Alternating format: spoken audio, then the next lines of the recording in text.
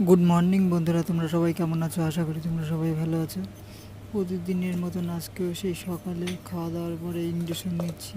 তোমরা তো জানোই দিনে 3টে করে ইঞ্জেকশন নিতে হয় আমার। কালকে রাতে একদম ঘুমাতে পারিনি, বা হাতে খুব যন্ত্রণা হয়েছে হঠাৎ। কালকে রাতের থেকে বা হাতটা খুব ব্যথা, বা হাতের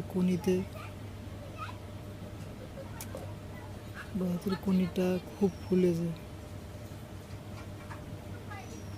হঠাৎ খুব ব্যথা, কালকে সারা রাত ঘুমাতে পারিনি। কালকে রাতে বেলা আবার ইঞ্জেকশন নিয়েছি। কালকে 4টে ইঞ্জেকশন নেওয়া হয়ে গেছে।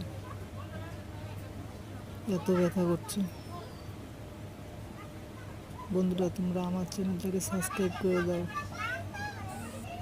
ভিডিওটা ভালো লাগলে একটা লাইক করে দাও।